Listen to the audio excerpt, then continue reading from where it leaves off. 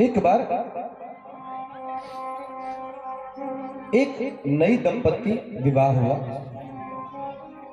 विवाह के बाद कई लोग घूमने भी जाते हैं, आजकल तो और भी क्या क्या बोलते हैं उसको, तो घूमने भी जाते हैं कई लोग। तो नए दंपत्ति बोले कहीं घूमने चलना चाहिए। तो सावन का समय था, बैजनाथ धाम में अपने मेला लगती है। अजगबीनाथ सुल्तानगंज से जल उठा करके आते हैं। बोले प्रिय हम लोग चलते हैं सुल्तानगंज, जल उठा करके हम लोग बोल बम चलते हैं। समझाने पे सब लोग गांव वाले जा रहे हैं तो हम भी जाते हैं, तुम यहीं रहना। बोला नहीं नाथ, मैं भी आपके साथ चलूंगी। बहुत मनाने पे नहीं मानी तो दोनों नए दंपति, दोनों पति पत्नी विवाह करने के बाद दूसरे दिन सुल्तानगंज गए कि बोल बम चलेंगे। अब सभी लोग गांव वाले पहुंचे, सब वहां सब पहुंचे। तो जो सज्जन, जो भक्त था वो गया स्नान करने के लिए गंगा जी में, जल भरने के लिए। बोला आप यहाँ बाहर रुको, मैं जल भर के लेकर के आता हूँ स्नान करके। जैसे डुबकी लगाई, गंगा जी की धारा में बह गया। अब सोचो बंधुओं, नई शादी करने के बाद समझो मेहंदी भी नहीं छूटी है, हल्दी भी नहीं छूटी है, और पत्नी बाहर बैठी है इंतजार में, और उधर पति गंगा जी की धारा में बह गया। जब सबको पता चलता है, जब उसकी पत्नी को पता चलता है तो देखती है, रोने लगती है, पीटने लगती है। मैं आई थी यहाँ सुहागन बन करके, लेकिन आज तो मैं यहाँ अभागन बन गई हूं। हे बाबा, क्या हमारी गलती है? हमने क्या ऐसा कर्म किया जो हमारे सुहाग को आपने छीना? रोने लगती है, चिल्लाने लगती है। सभी लोग उसको बहुत समझाते हैं, बहुत समझाने की कोशिश करते हैं, लेकिन वो समझती नहीं। क्या समझेगी वो बेचारी, जिसके जोड़े का हल्दी मेहंदी ना छूटा हो और उसका पति गंगा जी में बह जाए। लो बाबा संभालो अपनी कावड़, मैं आई थी यहाँ सुहागन बन करके, लेकिन आज मैं यहाँ अभागन बन करके रह गई। मैं अभागन बन करके रह गई। चिल्लाती है, बहुत रोती है। उधर से एक साधु बाबा आते हैं, एक संत आते हैं, उनको समझाने की कोशिश करते हैं। बेटी क्या हुआ? समझाने की कोशिश करते हैं, बहुत समझाते हैं। तो क्या करती है वह बेटी? पत्थर उठाती है और बाबा के सिर पे मारती है। क्या बाबा, मुझे समझाने आया है, मेरा पति गंगा जी में बह गया है और तू मुझे समझाने आया है?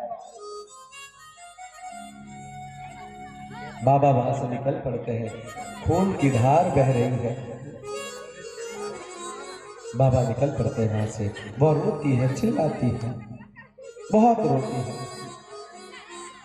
किसी तरह रोते रोते रोते रोते वह बैजनाथ धाम के दरबार में, बाबा के दरबार में पहुंचती है, और वहां किनारे बैठ करके माथे पे हाथ रख करके रोती है।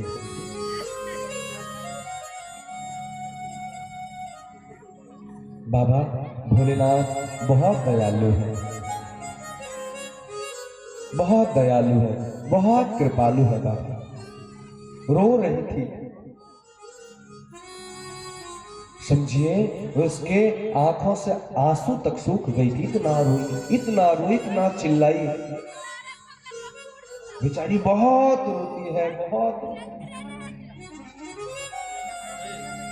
देखिए भगवान की ऐसी कृपा, जहां पे बैठी थी ना, बेहोश पड़ी रो रही थी ना, क्योंकि बेहोश थी, जिसने उसको उठाया था वह आवाज लगाता है, अरे भाग्यवान क्यों रो रही हो? आवाज आती है, अरे ये मेरे पति की आवाज है। मेरे पति कहाँ? जब देखती है तो क्या देखती है? मेरे पति जिसके ऊपर मैंने सर पैरों पे रखा है वो मेरे पति है, जो डूब गए थे, बह गए थे, आज वो पति मेरे सामने खड़े हैं, मेरे सामने खड़े हैं।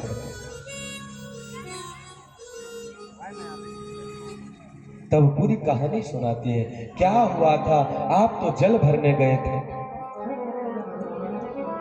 तो कहते हैं मैं जल भरने के लिए गया था, डुबकी लगाया तो मैं बह गया, लेकिन कुछ एक दो वहां साधु नहा रहे थे, स्नान कर रहे थे, उन्होंने देखा किनारे पे कोई बह रहा है, तो अपने जान की बाजी लगा करके गंगा जी में कूद करके मुझे बचाया साधु ने।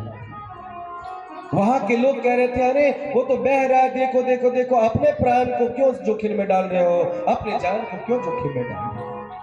लेकिन उन्होंने मुझे बचाया और उसने बताया कि तुम्हारी पत्नी बैजनाथ धाम में जाकर के रोती चिल्लाते हुए बेहोश पड़ी है वहां पे।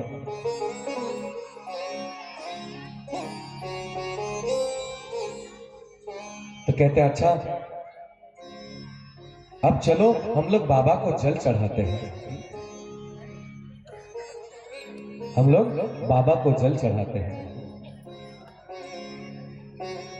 जल भर के लेके आते हैं और बाबा बैजनाथ धाम गर्भगृह में प्रवेश करते हैं। तो जो साधु ने बचाया था उनको और जिस साधु को उन्होंने मारा था पत्थर से, वही साधु वहां मंदिर में है,